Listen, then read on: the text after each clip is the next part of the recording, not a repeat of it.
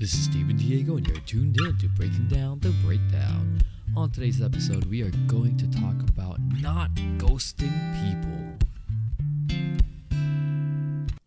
Hello, everyone. Welcome back to Breaking Down the Breakdown with your host, Steven Diego. I missed you guys. It's been a week. Pride is almost over. So it's time to be straight again. No, I'm kidding. No, but in all seriousness, I hope you guys have had a great June. It is almost July. It is almost my birthday. I'm kind of sad about that because I am 1 year older. Oh my God, I'm turning 36. This is scary. I don't like it. I look in the mirror and I'm like, oh my God, I am looking my age and I don't like it. But it's okay. You know what? Gotta age gracefully somehow. Welcome in, guys. Sorry, I was just I couldn't believe it. Last week we talked about my God. We talked about how we handle things like that. It was not a fun episode for me to record. It was actually very triggering talking about it. But this week, it's so funny, guys. It's so funny when I think about it because I have been on either ends. I have been on both ends of the spectrum when it comes to these things, right? Definitely not fun. Being rejected obviously sucks, but you know what else sucks? I mean, less so for me, more so for the other person, is when you're the one who ghosts people. And I say specifically ghosting because I don't want to talk about turning people down or rejecting people because everybody has different ways of doing it. And, a lot of the times it is justified.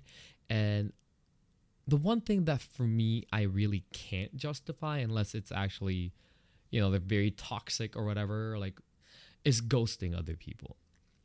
And this is so common in the dating scene today, right? Not just with the gays and the bis and everything else that falls under, the umbrella, but even with straight people as well, right? This is actually the one thing that I wish as society we could stop doing, and me included, right? I inadvertently ghost people. I ghost conversations. They may not be romantic conversations. They may not be romantic interactions, but I still end up ghosting people. To my defense, I do receive a lot of messages on different platforms, and it does get overwhelming. So I do, to some extent, kind of understand why conversations kind of drop. And I feel like that's the best I can do is to understand that. I'm not one to go and message someone that I was talking to and be upset because they stopped responding to me. I try to look at it from a standpoint of, where I am, in which, okay, realistically, they're probably talking to a billion other people as well. And our conversations, while it might be nice, while we had a great time talking that one time, and it's, whether romantically or not romantically, things happen in life. Nobody is beholden to you, right? And in the same way, you can operate that way. So I don't want to say, who are you to get upset? Of course you're going to be upset. Of course, there will always be that initial feeling of disappointment or what did I do? Did I do something wrong? Especially when the overthinking takes over. But it's nice to be able to step back, at least on my end, to recognize, okay, this person is also a content creator. This person is also a singer. This person is also busy with their everyday lives, right? I do not expect them to respond to me just because I messaged them. If they want to find the time, they will find that time. If they don't want to find that time, they're not going to find that time. Does it suck? Yes. But guess what? I also have other people to talk to. That's where I am on that end. But you see, that kind of ghosting is a little bit different. Only because it's not that deep of a connection that you've made just yet. I'm not saying it's okay, right? I'm really not. I'm just saying that, there's a lot more factors that go into it, that it's a lot more understandable as to why things fall out the way that they do. I don't think they inadvertently actually ghost you on purpose. So what I really wanted to focus on today, though, is when do you actively say, I'm going to ghost this motherfucker, or I'm just not going to respond and I'm just going to leave it. Leave this conversation up in the air. I say this because this has happened to me so many times. And the first few times that it happened, my confidence really took a hit. I started feeling like people, just aren't interested in what I have to say. I feel like people, just found out X, Y, and Z and they're like, no, thank you. But without saying it to me. And I want to go back to what I said earlier in this episode. It's that nobody's beholden to you. Nobody's beholden to them. It's not about expecting them to have to give you a 2-paragraph answer as to why they're now going to stop talking to you. I think it's just common decency to let a person know if you're interested or not. There doesn't need to be a why involved. If the person wants to ask for a why and the other person is more than willing to give a why, go right ahead, right? But I feel like it is common decency to let the other person know, hey, actually, I'm not interested. Because what happens is when you're not transparent with what you want or with what you're pursuing or, with what you don't want to happen, especially if there's other people involved, right? It's like a conversation, right? It takes two or more to be in a conversation. Imagine talking to someone and they just look at you like this.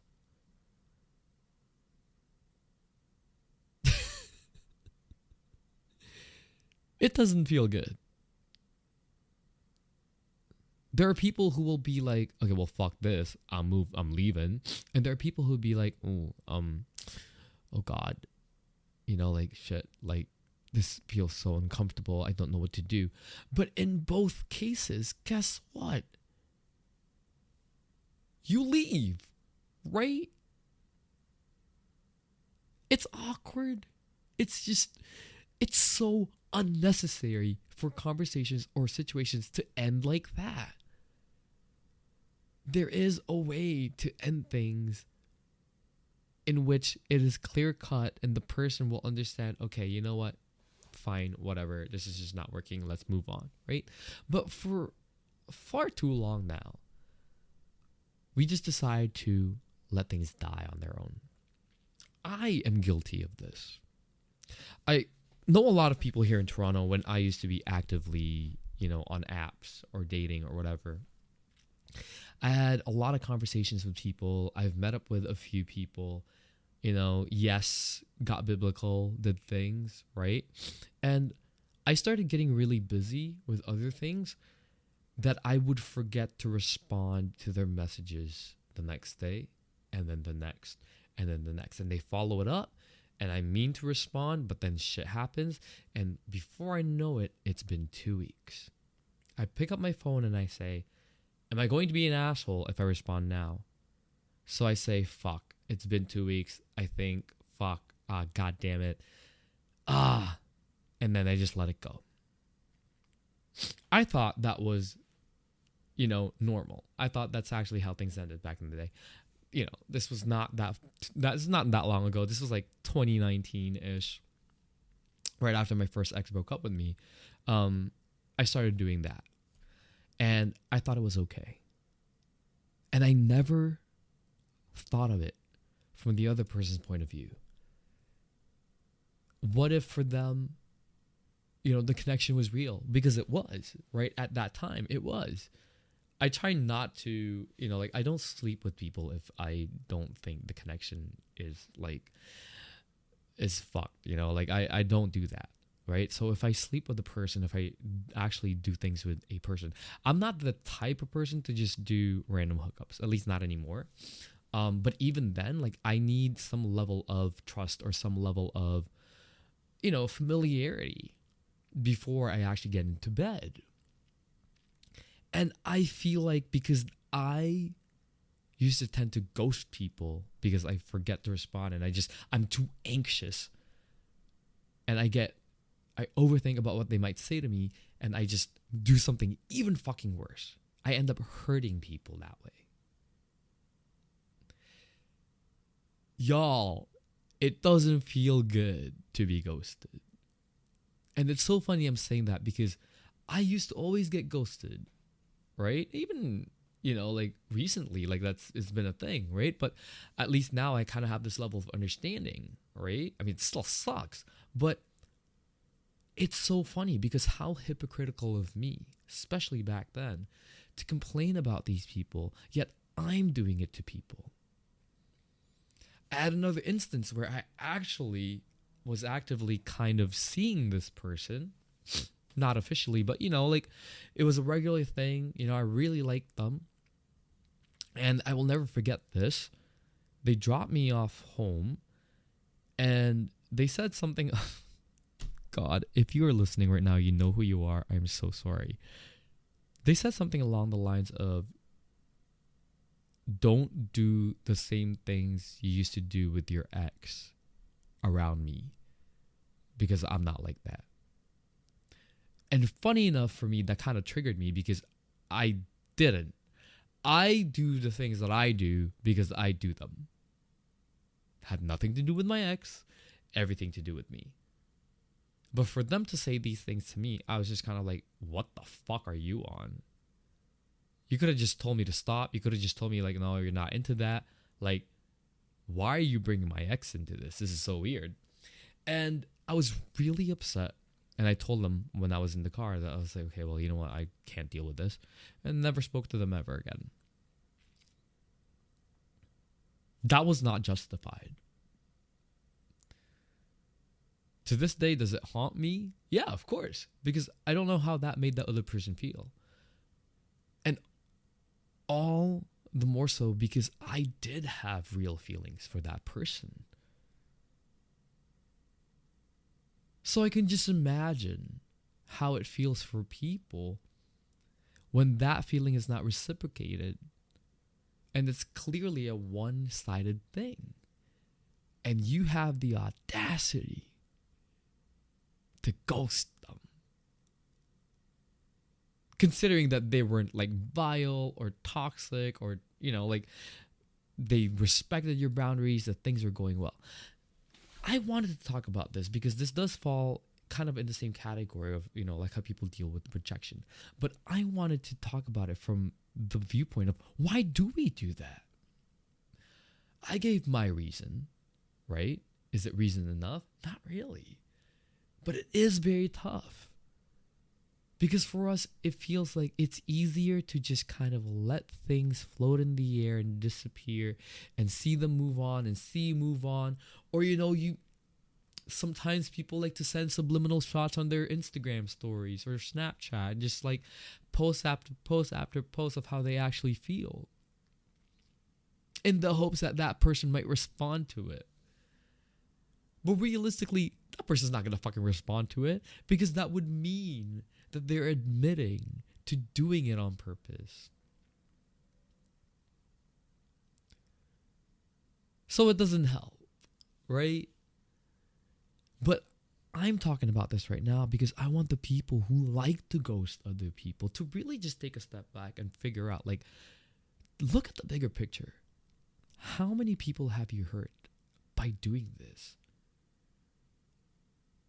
Are you a collector? Are you just like, like those people on Tinder who just swipe because they just want to see if they'll get the likes back but never speak to them ever again? I mean, there's a lot of those, right? Just so they can brag to their friends that, oh my God, there's this many people that I matched with. But you actually had no intention of seeing this person, right? But even worse, it's when you actually start to form that relationship with an individual. You're allowed to say, oh shit, actually, I'm not feeling it. At least have that decency.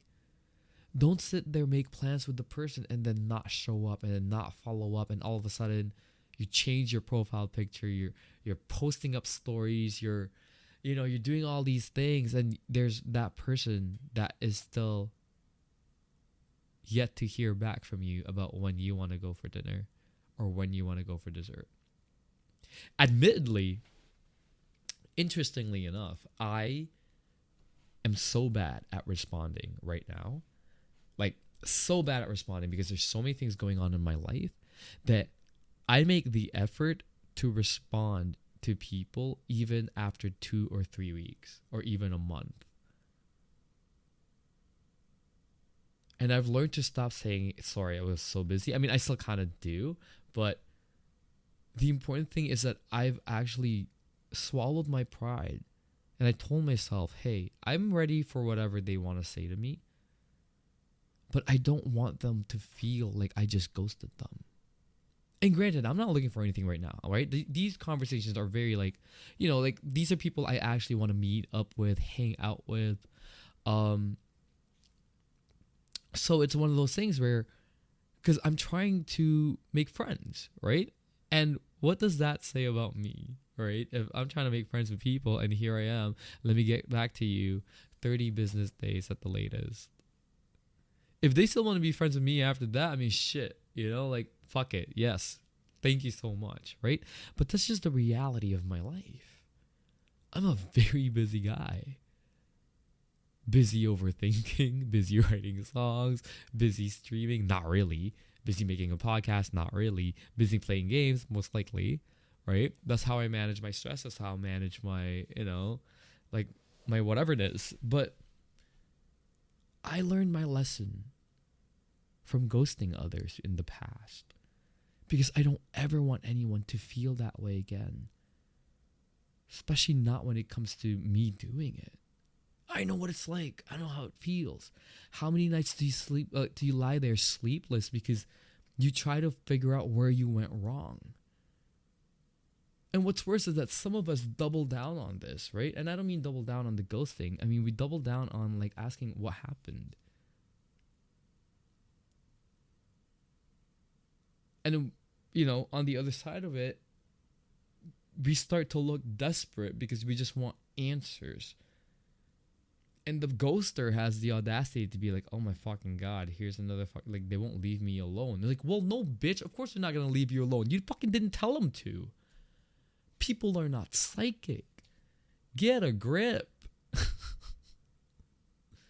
These are things I wish I was able to tell myself when I was younger. And this is why I say, I say it to people, like, oh, if you've heard of stories about me in the past, unfortunately, I can't really rebuke that because I don't think I was the nicest person when it comes to those things. I'm a nice guy, but I did have those moments where all of a sudden I would just disappear and no explanation, no nothing. And how many people did I hurt doing that? The irony of it that I have a mental health podcast now, but this is what growth is. You have to own up to these things. How long are you going to be doing this? It's harmful, not just to yourself, but to others. And it's been proven, right? It's a tough topic to talk about because I can sit here and just keep on hammering it into your guys' brain. Don't ghost people, don't ghost people, don't ghost people. But I want to get to the bottom of why we do. And we're able to kind of connect one thing there, which is, anxiety, because we forgot to respond. And now we end up ghosting them because we forgot to respond that one day. We started overthinking of what they might think about us. And we hate confrontation. But what about on the other side of it, in which people just really feel like, well, they're not entitled to me saying I'm not interested. It's not that deep. And if you are one of these people, I actually would like to hear from you. Not so I can vilify you, but just so I can understand better. Everyone's time is precious, and I get that. I truly do. But do we have to go out of our way to hurt others just so we don't have to deal with the nuisance, right? We don't have to deal with, I didn't fucking ask for this. I feel like a lot of people do that. Well, I didn't ask for this relationship anyway, or I didn't ask for this connection to happen, so I don't know why you want me to tell you why I don't want to talk to you or to stop talking to me. Would it really kill us just to say, hey, look, it's actually not my vibe, sorry. And just leave it at that. It's the same way with apps, right?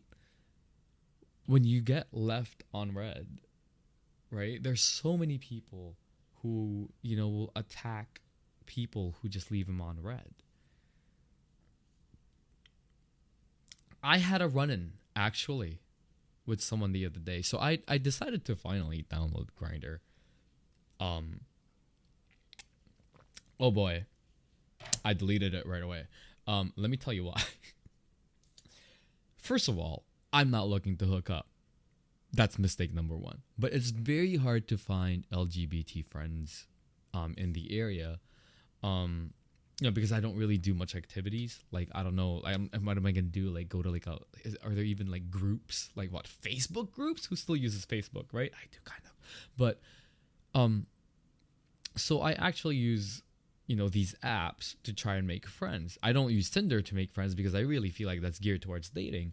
But I'm like, app like Grindr's like people fuck there. But like I've also met really great people from Grindr.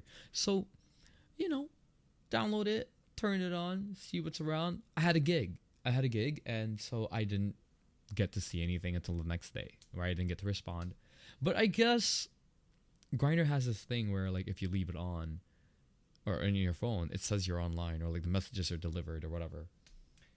I wake up the next morning to somebody who had sent an album, but I didn't see it because I already took it down. And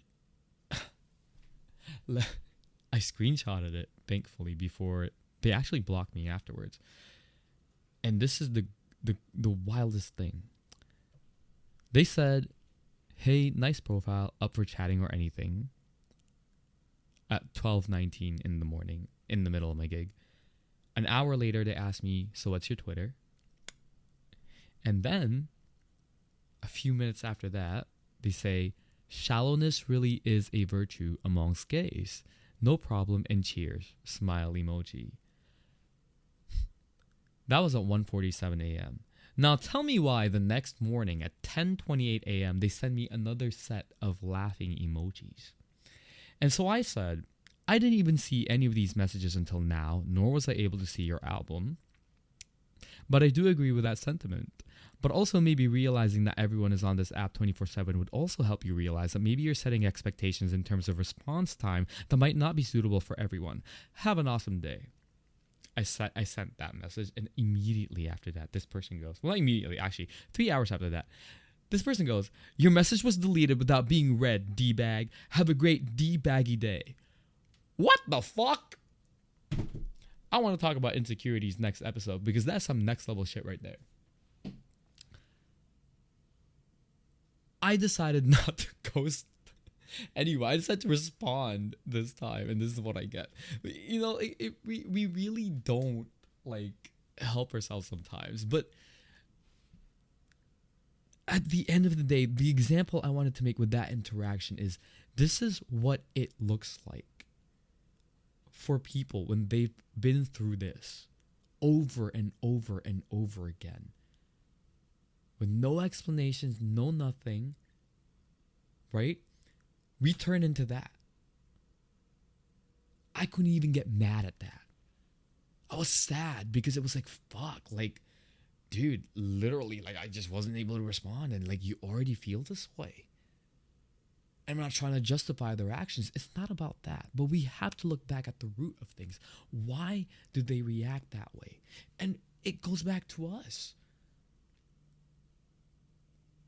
Why do we have such animosity when people are not responding to us? It's because how many times have we been ghosted? That we have to make up our own conclusions as to why that is. And usually it yields such a negative connotation on who we are, our personalities, or anything about us becomes so negative because that's the only explanation we have as to why we're being ghosted.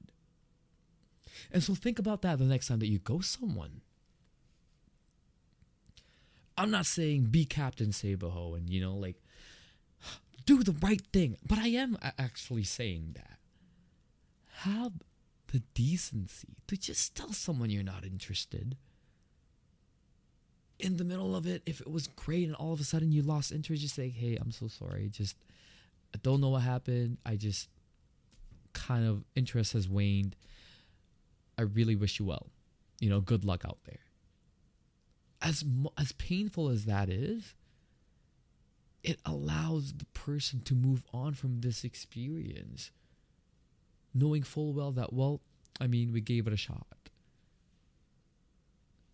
At the very least, it won't give them the chance to catastrophize, to overthink things that may or may not be actually the reason, to make up shit about themselves that would contribute to a vicious cycle that they're going to start being a part of when it comes to dating or seeing other people or making friends. And it's easier said than done. I get that. Even for me, right? Like, granted, I always feel like, people say hi, I say hi, and then I just don't say hi back anymore because there's nothing else to say, right? Like, whatever. But I try my best that if I've had a proper conversation with a person and we've become friends or whatever, like, I try to let them know, like, hey, I may not be able to respond all the time. I always say that. When I make friends now, I'm like, yeah, the only thing with me is that I suck at responding. It's the same way with my Reddit stuff, right? Like, I used to be active on Reddit, and then I wasn't able to respond to DMs, and all of a sudden, I'm like public enemy number one. Like, like people were like, oh, this guy doesn't fucking respond. He thinks he's all that. No, I don't think I'm all that. It's just too much to respond to, and my OCD acts up, and it sucks for me, right? Even on Twitter, I have all these people trying to message me, right? And it sucks because some of them I've actually spoken to for like a day's worth, and all of a sudden, our conversation gets lost. And rightly so, they've unfollowed me because they do feel like I ghosted them or whatever, but there's nothing I can do about that. I warned them that, like, sometimes it's hard for me to respond. It's just that you caught me at a good day. And that is a thing. Sometimes you have good days where you're so fucking social, and all of a sudden your social battery is drained for 2 months. And you have to pick and choose who you're going to start conversations with. But the validity of that excuse kind of goes out the window. If the person that you are deciding not to talk to anymore is someone that you've actually formed a close bond with, that to them, they start to think this might lead into something more than friendship. That's what you need to look out for. I have had my fair share of these, and I've learned my lesson. And I've apologized to 1 or 2 people. If I could go on an apology tour to apologize to everybody I've done this to, maybe it'll take me 2 years. And I'm not even lying, right? I'm not even like, it's not a flex. It's really not. It's just that I was in such a fucked up state that I was very selfish, right? So if you're listening to this and you've somehow, had an interaction like that with me, I do apologize. Some people will be like, that's a cop-out. You just want to apologize publicly like this. I'm like, well, shit. Shall I send flowers to everyone? You know what I mean, right? I do what I can. I can't rectify the past, but I can learn from it. And I do feel remorse, and I just need to move forward because there's nothing else we can do. And that's why I started this episode. Because I thought about that. As somebody who's been on both sides, I know what it's like to have felt the pain. And I also know how it felt for the other person, right? to have caused them that kind of pain. And on both ends, you can't sleep at night. You really can't. Unless you don't have a conscience. I mean, good for you. At that point, good for fucking you. It's a tough world we live in. It truly is. But what can you do? Anyway, my goodness. I kind of...